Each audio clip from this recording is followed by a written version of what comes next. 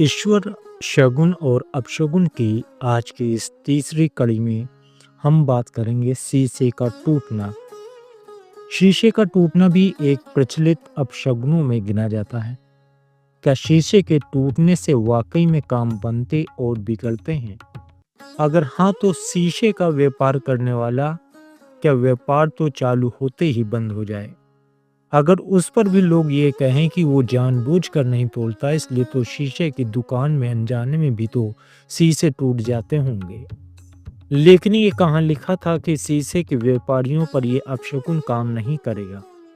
इसका लॉजिक हमारे पूर्वजों का ये था कि अगर इस शीशे के टूटने पर इतनी महीन कण हो जाते हैं जो हमारे पाँवों में चुभ कर घाव कर देते हैं, और कभी कभी ये बड़े मर्ज के रूप में भी सामने आते हैं, नहीं तो खून तो निकल ही देता है। छोटा सा टुकड़ा, अगर हम शीशे के प्रति लापरवाह हो जाएंगे तो अक्सर हमें चोट लग सकती है। तो हमारे पूर्वजों ने शीशे को संभाल कर रखने की सलाह दी, और समय और घटित घटनाओं के आधार पर शीशे का टूटना भी अपशगुन बन गया।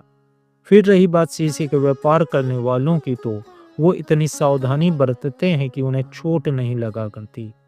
इसलिए शीशे को संभाल कर रखें, ना कि उसके प्रति लापरवाह हो जाए। जय श्री शंभू।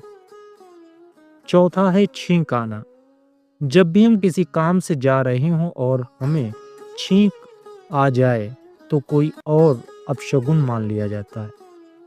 इसने पूर्वजों का लॉजिक हुई, जिसको लोगों ने अपशगुन बना दिया।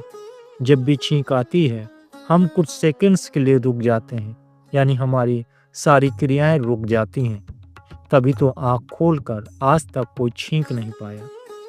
दिल की धड़कन भी रुक जाती है। अब छींक आने के पर भी हो सकता कुछ समस्या उत्पन्न हो जाए।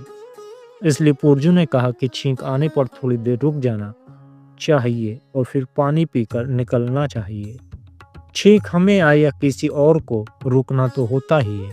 अब अगर किसी और को छींक आई है और लोग वहां पर मौजूद हैं, तो हम बड़ों की बात मानकर पानी पिएं और निकल जाएं। ये मत सोचे कि अब तो हमारा काम होगा ही नहीं, क्योंकि बड़ों का कहना मानेंगे तो उन्हें खुशी मिलेगी, और उनकी खुशी से हमें खुशी और हमारा काम ज़्यादा अच्छे से होगा। अगर हम बहस में पड़ जाएंगे कि माँ, छींकने से कुछ नहीं होता, मैं तो जा रहा हूँ, तो जब माँ को नाराज करके और अपना मूड खराब करके जा रहे हैं, तो काम तो हो सकता है बिगड़ जाए। इससे छींकने वाले का क्या दोष? अगर हम छींकने से काम बिगड़ते तो डॉक्टर ने दुकान खोली और पहला मरीज ने आते